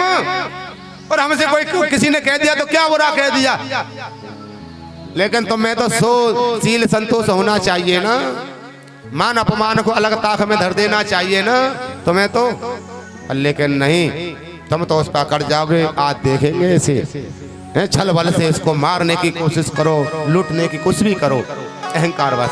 लेकिन बाबा तुलसीदास जी क्या कहते लिखते कि मौसम कौन कुटिल सम कामी। जब इतने बड़े विद्वान महाभारत रामायण की रचना करने वाले लोग, महापुरुष महर्षि भी ये कहते थे, हम जैसा कोई कुटिल और नीच ही ना आदमी, इतने महापुरुष पवित्र आदमी जो हमें दिशा निर्देश दे रहे हैं आज, वो अपने आप को कुटिल कामी, क्रोधी, लोभी, लालची कह रहे। और हमें तुमको कोई कह दे तो क्या फर्क पड़ता है, सहन करने की शक्ति डालो मेरे प्यारो, जीवन मधुर बन जाएगा। कहने दो, जो कहने से क्या होगा। कोई हमसे कुछ गड़ा भला कह गया तो कहाँ हमसे चिपक गया, बताओ कहीं चिपकता है? अगर चिपक गया होता तो मेरी पूरी भागवत तुमसे चिपक गई होती, इतने जितने शब्द बोले हैं सब चिपक गए होते, लेकिन एक भी नहीं चिपका तुमसे। तो अभी थोड़ी देर पहले बताया, आप पूछो तो तुम नहीं बता पाओगे, मैं जानता हूं इस बात को। इसीलिए कोई कुछ कह रहा है तो चिपक नहीं रहे हैं, क्या फर्क पड़ता है, कहने दो बकरा है। शराफी जब बकता है ना, धुत नसीब होता है तो लोग कह के चले शराफ हमें दीन है, कह दो बकन दो जा, चलो चलो कह देते ना। और एक कोई बिना शराफी कह दे इस समय तो क्या बात है, उसको भी क्षमा करने की आदत डालो। तो हमें क्षमा चाहिए।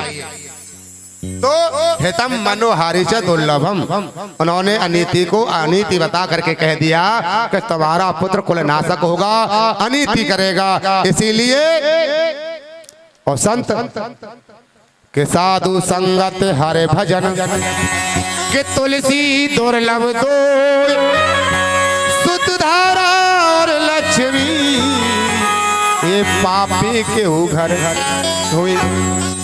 साधु की संगत हर किसी को मिलती है, साधु संगत और हरि का भजन, यानी भगवान की कथाएं और कीर्तन भजन हर किसी को मिलता है क्या?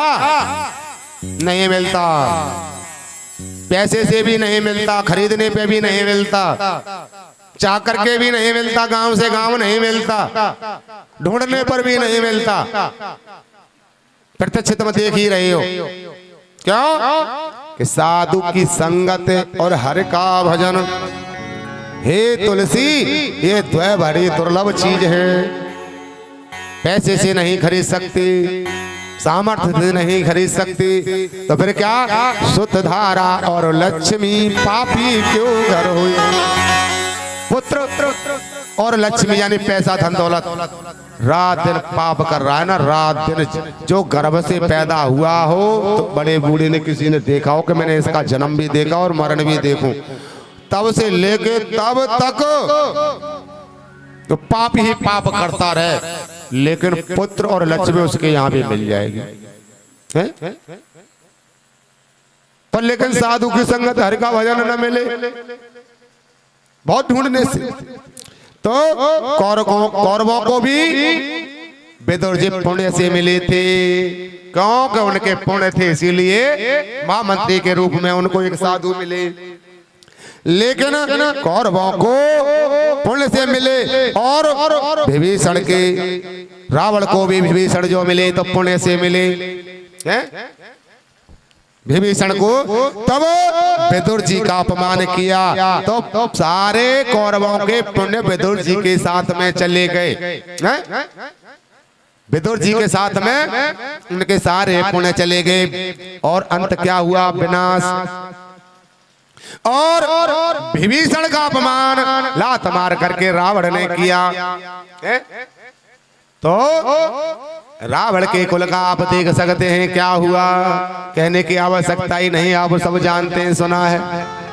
तो इसीलिए संत का कभी अपमान नहीं करना चाहिए कि अस कहीं चला, कि अस कहीं चला विभीषण जावही,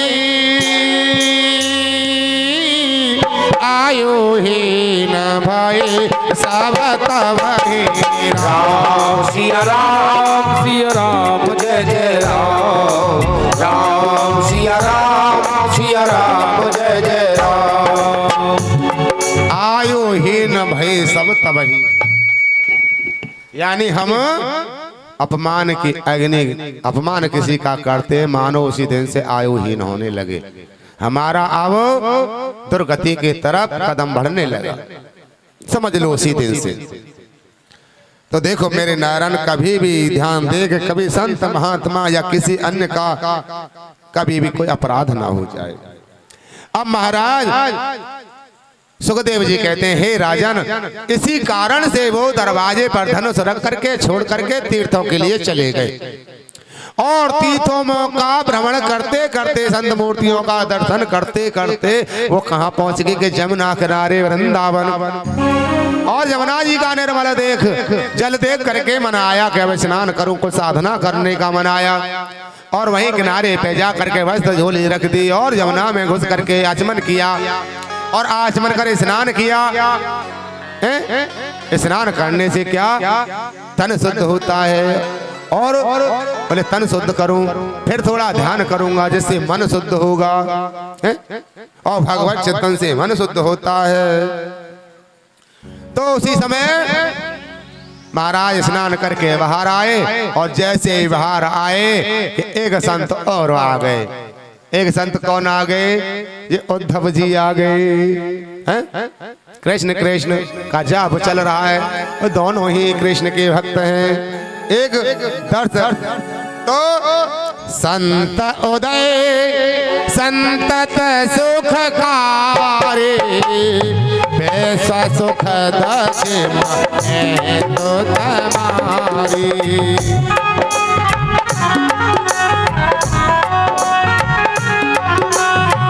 मंगल भवन अमंगल हारे, प्रभु सुदशरथ बिहारी। मंगल भवन मंगल हारी, प्रभु सुदशरथ अजर बिहारी। संत उदय संतत सुखकारी, संत का उदय संतति का नाश कर देता है। जैसे चंद्रमा और सूर्य का उदय विश्व भर के लिए सुखद होता है, ऐसे ही संत का आना विश्व भर के लिए सुखद होता है। जिस गांव में संत आ जाए उस गांव के लिए सुखद होता है। जिस देश में संत रहते हो वो देश के लिए सुखद हो जाए। एक बात अनुभव करना, देखो एक बात मैंने जीवन में बहुत पहले की बात है, कुछ ऐसी लीलाएं देखी। जब हम शुरू में संत बने थे, छोटी अवस्था थी 9-10 वर्ष की, तो हम कुछ कहते हैं ना भ्रमण की कुछ आदत थी। उस समय में बालक बुद्धि थी, तो हम इधर उधर गांवों में जाते थे। तो जिस गांव में जाते थे हम, उस गांव में अगर संत होते थे तो उस गांव में तो बड़ा चैन अमल और शांति दूर से गांव में घुसने से पहले दिखाई देते थे। और लेकिन जिस गांव में 10-5 वर्ष से या 10-20 वर्ष से कोई संत न रहे हों, न कोई गए हों, उस गांव को देखो दूर से बाहर से ऐसा महसूस होता है कि इस गांव में कोई रहता कि नहीं रहता, उजड़ा उजड़ा जैसा महसूस होगा। वहां धर्म का तत्व नहीं होगा। और जहां संत भक्त भगवान रहते हैं वहां तो अमृत वर्षा होती है। तो संत का दर्शन सुखकारी होता है और विश्व सुखद विश्व के लिए। और लेकिन दुष्ट हृदय जग आरते हेतु जता प्रसिद्ध अधम कृत केतु। श्री राम जय राम जय जय राम, श्री राम जय राम जय जय राम, श्री राम जय राम जय जय राम, बोलो श्री राम जय राम जय जय राम, बोलो श्री राम जय राम जय जय राम, श्री राम जय राम जय जय राम। दुष्ट का उदय कैसा होता है पता है? दुष्ट हृदय जग आरत हेतु, यानी दुष्ट यानी राहु का उदय देखा था मैंने। राहु का उदय ग्रह यानी पूरे जगत को दुख देता है। पूरा जगत उस दिन आज ग्रहण पड़ेगा। ऐसे ही कोई दुष्ट व्यक्ति हमारे यहाँ आ जाए तो सभी के अमन चैन को हवाले में खंडित कर दिया, हवाले में डाल दे पूरी कथा में। किसने शांति से चैन से बैठे? दुष्ट का हृदय हमेशा कष्टकारी होता है और उसका प्रमाण है अधम राहु और केतु। अनेक राक्षस भी उदाहरण है। जब ये होते तो होते हैं तो पूरे विश्व भर के लिए दुखद होते हैं। पर संपदा बिनसन साही जम सस हत हित उपल विलाही, यानी वो दुष्ट जो होते हैं पराई संपत्ति को देख करके कभी हर्षित नहीं होते, दुखित होते हैं। यानी दूसरे का नाश करना चाहते हैं। कैसे भी नाश हो, चाहे भले अपना नाश हो जाए, कोई चिंता की बात नहीं है। एक भक्त ने बड़ी तपस्या की। एक भक्त ने किसी पड़ोसी को देखकर बोले ये बहुत पैसे वाला है, बहुत अच्छा आदमी है, उससे चिढ़ के उसे भगवान की तपस्या करो, मैं भी ऐसा हो जाऊं, जब इसको सिखाऊंगा कुछ सबक। तो उसने तपस्या की, भगवान प्रसन्न हो गए। भगवान ने कहा मांग लो, क्या मांगना? बोले प्रभु मैं जो चाहूं वो मुझे मिल जाए, ऐसा वरदान दे। बोले अच्छा। भगवान ने एक शंख दे दिया, लो ये शंख ले जाओ, तो जो भी कह करके ये शंख बजाओगे वही तुम्हें प्राप्त हो जाएगा। बोले अच्छा। तो उसने पहला काम क्या? बोले तुम शंख बजाओगे तो दुश्मन का कम होगा और तुम्हारा ज्यादा हो जाएगा, उसके धन कम मिले तुम्हें ज्यादा मिले। और बोले अच्छा। बोले ठीक है, तो पर वो यही तुम्हें चाहता था, उसके एक घर मेरे 2 घर हो जाए। उसने ऐसे ही किया, महाराज शंख बजाया वन के इसका एक घर तो मेरे 2 घर हो जाए, उसका एक का एक ही रहा, उसके 2 हो गए। संपत्ति इसकी कमी मेरी ज्यादा हो जाए, उसकी ज्यादा हो गई। अब क्या किया? बोले ऐसे तो काम बनेगा ना, ये तो फिर भी अमल चैन में। उसने क्या किया? बोले पड़ोसी का एक पांव टूट जाए, पड़ोसी का एक पांव टूट जाए और एक आंख फूट जाए, अब उसकी तो एक आंख और एक पैर टूट गया, फूट गया। पर लेकिन मैं श्रीमान जी के दोनों पैर टूट गए, दोनों आंखें फूट गई। गोविंदा नमो नमः। तो कभी किसी का अपकर्ष नहीं करना चाहिए, हैं? ओले पराई संपदा को नष्ट कर देते हैं दुष्ट। ओले का उदाहरण देखा है, ओले पूरी फसल को नष्ट कर देते हैं, स्वयं नष्ट हो जाते हैं, थोड़ी देर में गलगला के बह जाते हैं। ऐसे ही दुष्ट दूसरे की संपत्ति को नष्ट करने के लिए अपने प्राण तक को भी दे देते हैं। मक्खी देखिए, मक्खी तुम्हारे किसी वस्तु में गिर जाए तो उसको भी नष्ट करते हो, स्वयं चाहे नष्ट होना पड़े, पर लेकिन तुम्हारे हर चीज को नष्ट कर देगी। यही उदाहरण जीवन में देखने को, सुनने को, व्यवहारिक में मिलते हैं, धर्मशास्त्र से मिलते हैं। बस इन्हीं का हमें पालन करना है।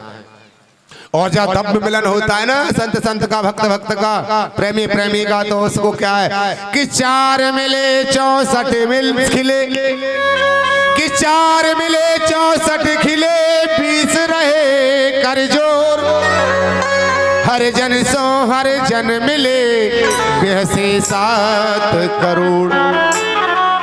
4 मिले 64 खिले। 4 कौन मिले? भाई 2 प्रेमी तो हैं, 2 प्रेमी, और यहाँ 4 कह रहे हैं, कभी बोले 4 मिले 64 खिले, यानी 2 नेत्र उसके और 2 तुम्हारे, 4 हो गए। 2 से दर्शन उसका किया, उसने 2 से तुम्हारा किया, 4 हुए कि नहीं? जो 4 मिले तो 64 खिले, यानी 32 होते ना तुम्हारे, तुम भी प्रसन्न हो गए और वो भी प्रसन्न हो गया, प्रसन्नता छा गई। 4 मिले 64 खिले, 20 रहे कर जोर, 10 तुम्हारे हो गए। हाथ जोड़ लिया ना, हाथी तो जोड़ते हैं, आओ जी प्रभु जी बैठो जी, नम्रता पूर्वक। और दूसरा भी, हाँ भैया। तो 4 मिले 64 खिले, 20 रहे कर जोर, और हर जन सो हर जन मिले। आपस में जब मिलते हैं तो बेहसे 7 करोड़। कितना मोद प्रमोद होता है, कितनी आनंद की अनुभूति होती है जब 2 प्रेमी मिलते हैं, जब 2 संत मिलते हैं या 2 भक्त मिलता है। उद्धव जी को सीने से लगा लिया, बड़ा प्रेम से दोनों मिले हैं। एक दूसरे की कुशल क्षेम पूछने के बाद उसने उपरांत विदुर जी उद्धव जी से कहते कि हमें प्रभु श्री कृष्ण की कुशल मंगल सुनाइए। उद्धव जी कहने लगे कि हे विदुर जी, परम प्रियतम का स्मरण करके विवल होने लगा हूं मैं, रोमांच आ रहा है। हमने उनकी आज तक हमने कोई ध्यान ही नहीं दिया। सूर्य होस्त हो जाने से यादव वंश के काल रूपी सर्प ने सब यादवों को खा लिया। अब उनकी कुशल से मैं क्या सुनाऊं? यादव बड़े ही अभागे रहे, कुछ नहीं कर सके। श्री कृष्ण के साथ में रहते हुए भी कृष्ण के दिव्य रूप को न जान सके। जैसे मछलियों के साथ समुद्र में चंद्रमा रहता है, लेकिन मछलियों ने चंद्रमा का महत्व नहीं समझा, उसी प्रकार द्वारकावासियों ने किसी ने भी भगवान श्री कृष्ण का महत्व नहीं जान पाए, कोई महत्व नहीं जान पाए। इसीलिए सभी वंचित हो गए और भगवान सब कुल छोड़ करके अपने धाम को चले गए हैं। द्वारका समुद्र में डूब करके नष्ट हो चुकी है। अब क्या सुनाऊं मैं भगवान की, सब कुछ समूल नष्ट हो गया। इतने कहते कहते आंखों से अश्रुधारा आने लगी, शरीर गदगद हो गया, वाणी अवरुद्ध हो गई। हाथ जोड़ करके खड़े हो गए कि अब मुझसे कुछ नहीं कहा सकता। मेरे कृष्ण का स्मरण करके मेरी वाणी अवरुद्ध हो रही है, अब मेरी कहने की कोई सामर्थ्य नहीं है। इसीलिए जो दिव्य उपदेश भगवान ने मुझे दिया था और वही दिव्य उपदेश ऋषि मैत्रेय जी को दिया था, और मैत्रेय जी से भगवान ने ये भी कहा था कि कभी विदुर जी तुम्हारे पास आवे तो उनको भी यह दिव्य उपदेश दे देना। सो आप कृपा करके हे विदुर जी मैत्रेय जी के पास चले जाइए। मेरा तो बस उनका बार बार स्मरण करके हम अभागे, उनका कोई महत्व नहीं समझ पाए। अब पछताने से पछतावा बाकी रह गया है। अब जब भी स्मरण करते हैं बस बाड़ी अवरुद्ध हो जाती है, आंखों से अश्रुधारा बहने लगती है। इतना कह करके उद्धव जी आगे बढ़ जाते हैं और उधर विदुर जी भी प्रणाम करके उद्धव जी को चले हैं। हरिद्वार की तरफ। और जब हरिद्वार में जाकर के पहुंचे तो मैत्रेय जी के पास में पहुंच गए और उन्हें भी यह दिव्य ज्ञान मिला है। इस भावना से उनके पास पहुंचे तो दर्शन किया, स्पर्श किया और बड़े स्वागत सम्मान से उनको बिठाया। एक दूसरे की कुशल क्षेम पूछी और कुशल क्षेम पूछने के उपरांत विदुर जी ने कह दिया, प्रभु मनुष्य इस संसार में सुख पाने के लिए कर्म करता है, लेकिन उसका परिणाम दुख ही होता है। मैंने व्यास जी से भी अनेक बार चर्चा की, पर मुझे संतुष्टि पूर्वक प्रश्न नहीं मिला कि सुखाय कर्माणि करोति लोको नते सुखम बान दुपारमं बंदेह भूयस्तत एव दुखम यत्र युक्तम भगवान वदेन्नः। प्रभु आप मुझे बताइए, आप मेरे लिए मेरी तृप्ति हो उसके लिए कोई ऐसी भगवत चर्चा करे जिससे मुझे आनंद प्राप्त हो। मैत्रेय जी बोले, मैत्रेय जी कहते हैं कि हे विदुर जी, आप धर्माज मांडव ऋषि के श्राप से 100 वर्ष के लिए इस भूतल पर आए हैं। आप जानते ही हैं धर्म के अवतार हैं आप, और मांडव ऋषि के श्राप के कारण आप 100 वर्ष के लिए इस भूतल पर आए हैं। आप यह जानते ही हैं कि परमात्मा एक ही है, वही प्रलय काल में समस्त तत्वों को निहित करके अपने अंदर समाधिष्ट करके से सैया पर लेटे रहते हैं। और तब हजारों वर्ष निकल जाती हैं, तब उनकी इच्छा होती है जब वह ईषण करते हैं। वेदों में कहा ईषण शब्द, और भागवत जी में कहा अहम भविष्यामि, हम बहुत हो जाएं, मैं एक हूं तो बहुत हो जाऊं। तब वो भगवान शब्द सृष्टि करते हैं और जब उनके नेत्र खुलते हैं तो नाभि से कमल निकलता, कमल पर ब्रह्मा जी विराजमान होते और चारों ओर जल ही जल होता है। ब्रह्मा उस कमल दल पर बैठे बैठे 100 वर्ष तक तप करते हैं और तब भगवान उनको दर्शन देते हैं। और जब भगवान दर्शन देते हैं तो भगवान कहते हैं कि जाओ तुम सृष्टि करो। और तब भगवान आदेश अनुसार ब्रह्मा जी सृष्टि प्रारंभ करते हैं। और जब सृष्टि प्रारंभ की तो सबसे पहले अविद्या को उत्पन्न किया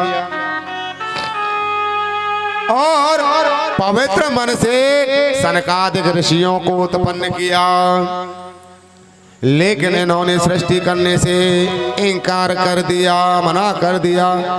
तब तो ब्रह्मा जी को क्रोध आया और जैसे ही क्रोध आया तो रुद्र पैदा हो गए भूमध्य से, तो रुद्र सृष्टि होने लगी। अब ये रुद्र सृष्टि तो होने लगी, लेकिन इन रुद्रों ने एक दिन ब्रह्मा जी को बढ़ करने के लिए दौड़े, ब्रह्मा जी को ही मारने के लिए उतारू हो गए। तब ब्रह्मा जी ने आदेश दिया कि तुम भगवान का भजन करो और सृष्टि को रोक दो। और वहीं रुद्र सृष्टि को रुकवा दिया और भजन में लगा दिया, तप में लगा दिया। फिर उसके बाद पुनः ब्रह्मा जी ने मन से मरीच और नेत्र से अत्रि, मुख से अंगिरा, कर्ण से पुलह और नाभि से पुलह और कर से क्रतु, त्वचा से भृगु, प्राण से वशिष्ठ, अंगुष्ठ से दक्ष और गोद से नारद को उत्पन्न किया। ये 10 ऋषि, इन 10 ऋषियों को उत्पन्न करने के बाद इनको आदेश दिया कि सृष्टि करो, लेकिन 10 ऋषियों ने भी साफ इनकार कर दिया और ये भी वन के लिए चले गए तप करने के लिए। अब क्या करें ब्रह्मा जी, तो ब्रह्मा जी ने अपने दाएं अंग से, यानी बाएं अंग से मनु महाराज को दाएं अंग से शत्रुपा को प्रकट किया, अपनी जगह का मंथन किया, जिससे दाहिने अंग से मनु महाराज और शत्रुपा को बाएं अंग से प्रकट किया और आदेश दिया कि जाओ रुद्र सृष्टि करो।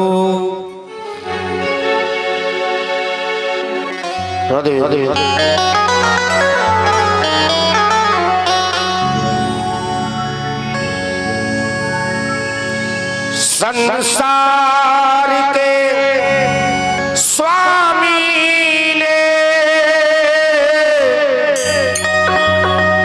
संसार बनाया है, संसार बना करके खुद उसमें समाया है। संसार के स्वामी ने संसार बनाया है, संसार के स्वामी ने संसार बनाया है, संसार के स्वामी ने संसार बनाया है, संसार के स्वामी ने संसार बनाया है, संसार बना करके संसार बना करके खुद उसमें समाया है, संसार बना करके खुद उसमें समाया है।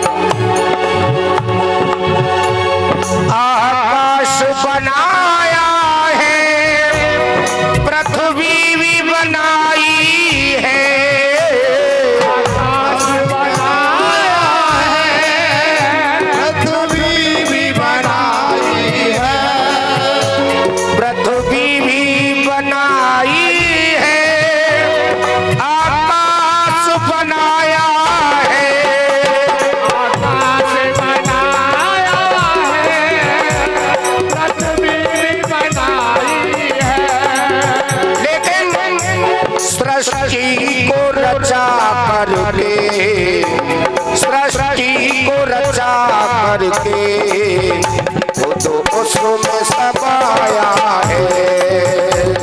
संसार के मालिक ने संसार बनाया है।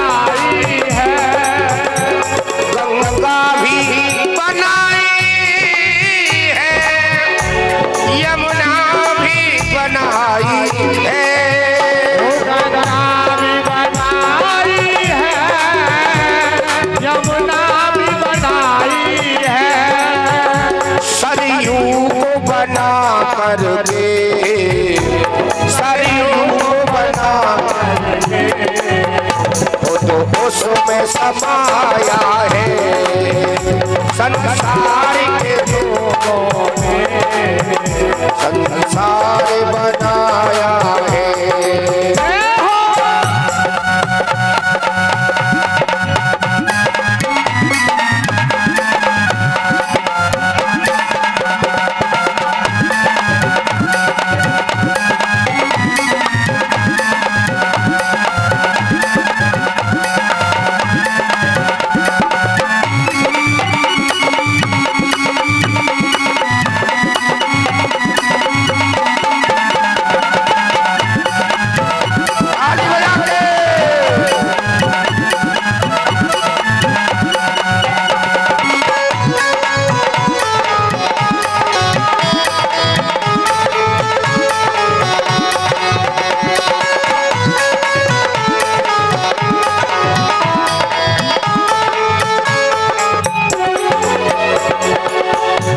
चंदा भी बनाया है, सूरज भी बनाया है, चंदा भी बनाया है, सूरज भी बनाया है, चंदा भी बनाया है, सूरज भी बनाया है, चंदा भी बनाया है, सूरज भी बनाया है, वो तारों को बना करके, तारों को बना करके, वो तो उसमें समाया है संसार के लोग, संसार बनाया है।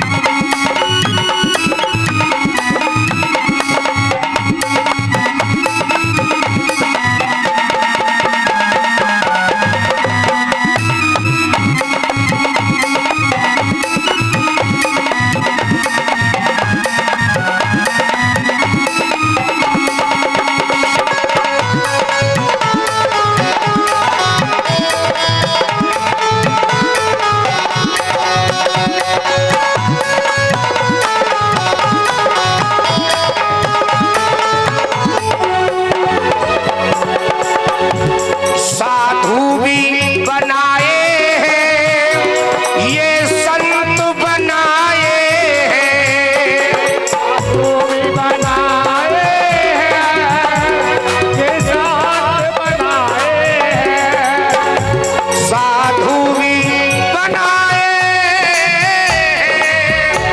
ये संत बनाए हैं, साधु भी बनाए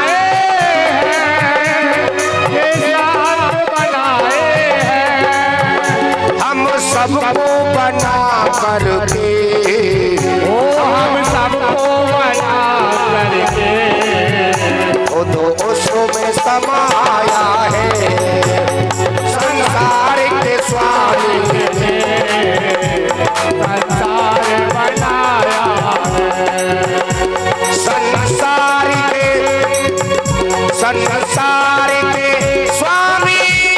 ने संसार बनाया है, संसार के स्वामी ने संसार बनाया है, संसार बना करके, संसार बना करके, वो तो उसमें समाया है संसार के स्वामी ने, संसार बनाया।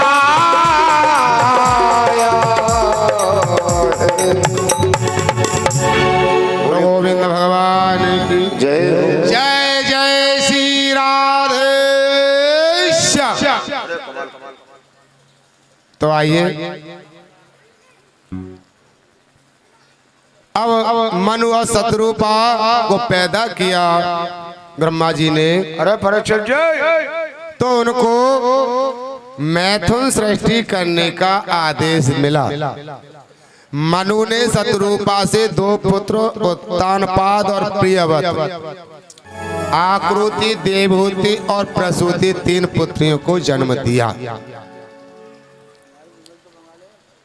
और 3 पुत्रियों को जन्म उत्पन्न किया। आकृति का विवाह ऋषि रुचि से हुआ, देवहूति का विवाह कर्दम से हुआ तथा प्रसूति का विवाह दक्ष प्रजापति से हुआ। दक्ष से किया। मनु जी ने सृष्टि प्रारंभ कर दी, सृष्टि प्रारंभ हो गई।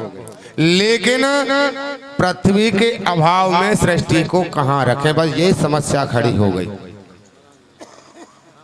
मनु जी महाराज ब्रह्मा जी की शरण में गए। ब्रह्मा जी से कहा, पितामह क्या करें, सृष्टि को रखें कहाँ, पृथ्वी तो जलमग्न है। तो उसी समय ब्रह्मा जी ने नारायण का ध्यान किया। और जैसे ही नारायण का ध्यान किया महाराज, उसी समय उनको छींक आई। और छींक आई ना, जैसे ही नासिका से 1 अंगुष्ठ के बराबर 12 का जन्म हो गया। और वो 12 का जैसे जन्म हुआ, वो देखते देखते विशाल 12 का अवतार धारण कर लिया।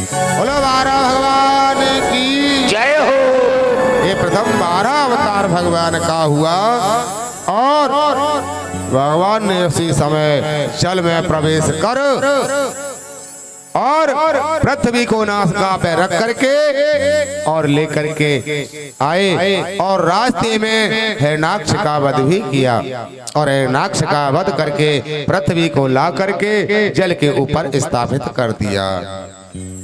और भगवान अंतर ध्यान हो गए।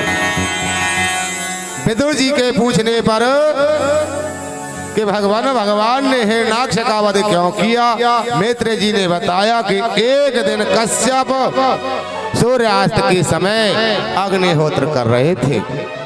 कश्यप ऋषि एक दिन सूर्यास्त के समय अग्निहोत्र करके ध्यान में मग्न बैठे थे कि उनकी पत्नी उसी समय उनके पास आ गई थी।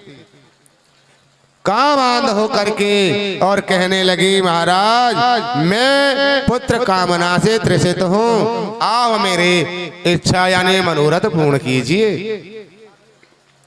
तो ऋषि ने कहा कि देवी मैं अवश्य ही तुम्हारा मनोरथ पूर्ण करूंगा, लेकिन इस समय नहीं, क्योंकि इस समय सूर्य अस्त का समय है। और सूर्य अस्त के समय महारुद्र का पहरा होता है। भगवान रुद्र का अनादर करना ठीक नहीं होगा, इसीलिए इस समय ये कार्य नहीं कर सकते। हम रुद्र का अपमान नहीं कर सकते। 4 कार्य सूर्य अस्त के समय नहीं करने चाहिए।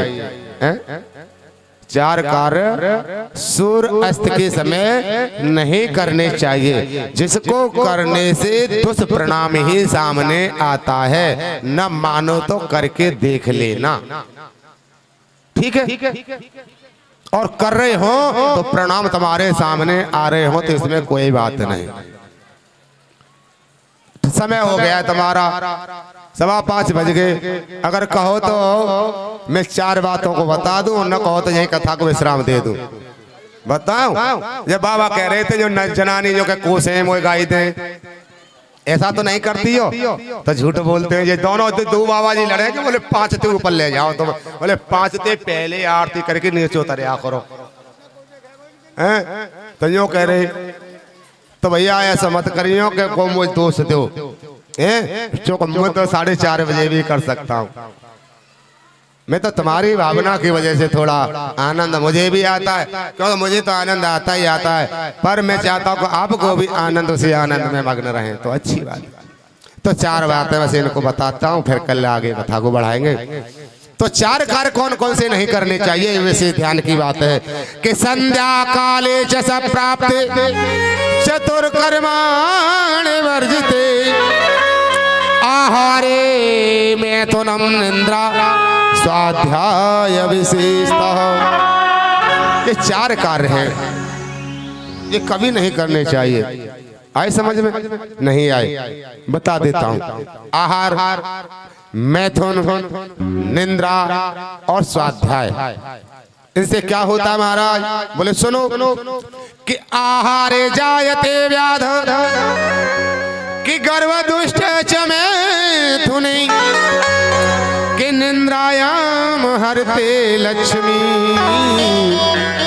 स्वाध्याय मरणम द्रव। ये 4 कार्य, यानी उस समय रति भोग नहीं करना चाहिए। पति पत्नी को रति क्रिया उस समय भूल करके भी किसी भी अवस्था में नहीं करनी चाहिए। न दिन के ब्रह्म मुहूर्त में करनी चाहिए और न संध्या काल में, क्योंकि रुद्र का पहरा होता है। उस समय ऐसा करने से क्या होगा महाराज? बोले दुष्ट संतान की प्राप्ति होगी, राक्षस संतान की प्राप्ति होगी। प्रमाण है हिरण्याक्ष और हिरण्याकश्यप आपके लिए उसी का दुष्परिणाम हुआ। उस समय भोजन नहीं करना चाहिए सूर्यास्त की समय, या तो सूर्यास्त से पहले कर लो फिर बाद में करो। सूर्यास्त हो रहे हो उस समय तो केवल बैठ के भगवान का भजन करना चाहिए, सारे कामों को छोड़ करके। तो आहारे, इस समय आहारे जायते व्याध, उस समय भोजन करेंगे तो क्या होगा? अनेक व्याधियां का घर बन जाएगा शरीर, अनेक बीमारियां होने लगी। आजकल माताएं अन्य क्यों परेशानी है, थोड़ी थोड़ी कमियों का हमें ज्ञात मालूम नहीं होता है, इसीलिए मनुष्य जीव संसार में दुखी रहते हैं। हम थोड़ी थोड़ी चीजों का पालन भी करके चले तो हम निरोगी, स्वस्थ और आनंदमय जीवन व्यतीत करें। आइए, 2 बात समझ में आपके नहीं आई? आ गई मैया? कल पूछ लूं? ठीक।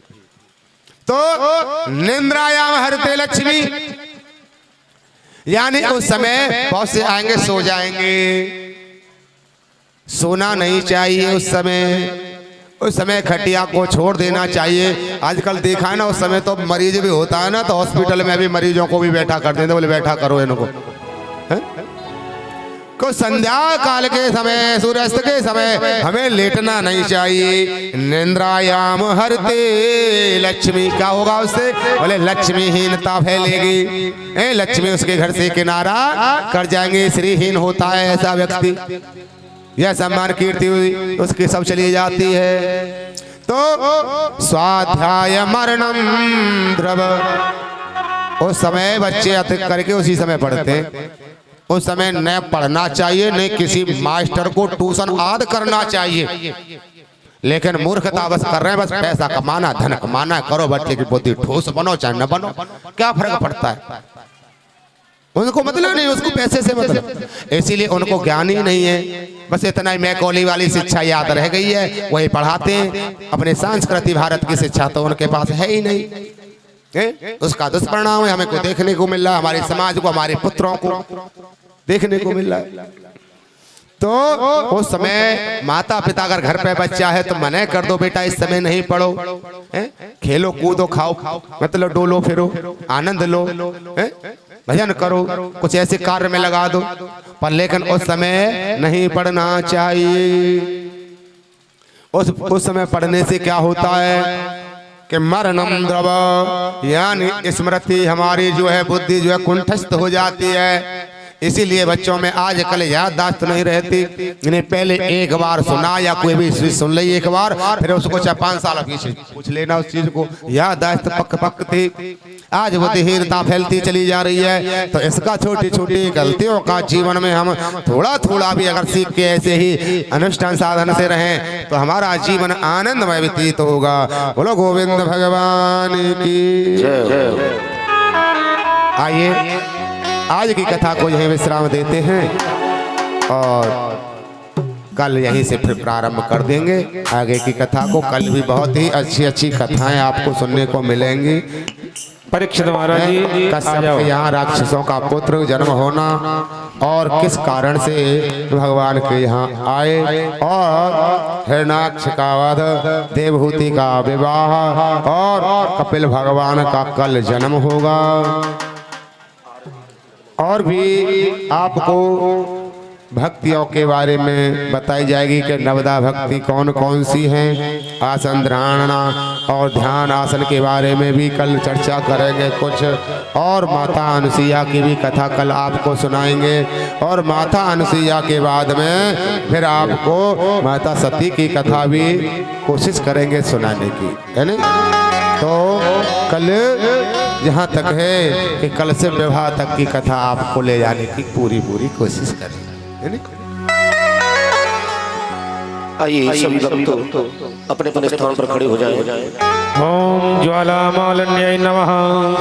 चंद्रमा मनसो जातः सूर्यो जायत श्रोत्राद्वायश्च प्राणश्च मुखादग्निर्जायत कदली विगर्भदं भूतं कर्पूरं प्रदीपितं आरार्तिक्यम् अहं कर्मे पश्य मे वरितो भव।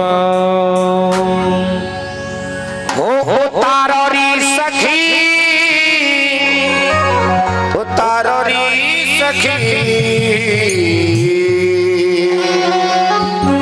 मेरे कान्हा जी की आरती उतारो री सखी, मेरे कान्हा जी की आरती उतारो री सखी।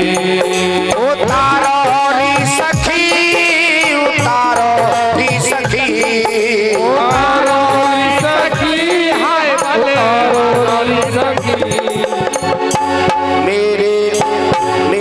कान्हा जी की आरती उतारो री सखी, मेरे कान्हा जी की आरती उतारो री सखी।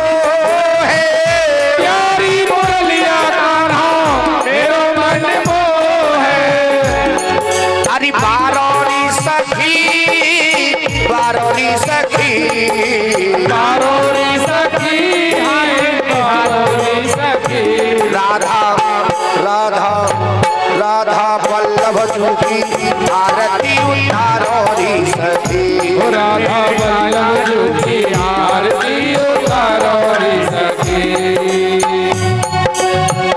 चरणों से निकली गंगा प्यारी, चरणों से निकली गंगा प्यारी, जिसने सारी दुनिया तारी, जिसने सारी दुनिया तारी।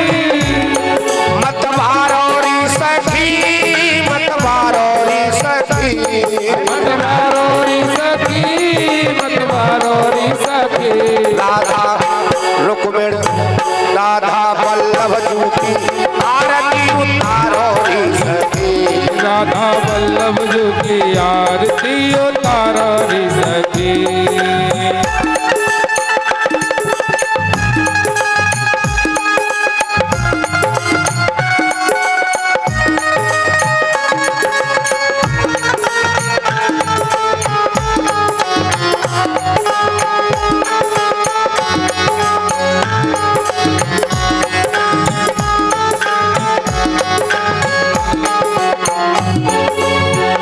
दास अनाथ के नाथ आप हो, काशी अनाथ के नाथ आप हो, सुख दुख जीवन प्यारे साथ आप हो, सुख दुख जीवन प्यारे साथ आप हो। अरे प्यारो री सखी, प्यारो री सखी, प्यारो री सखी, प्यारो री सखी।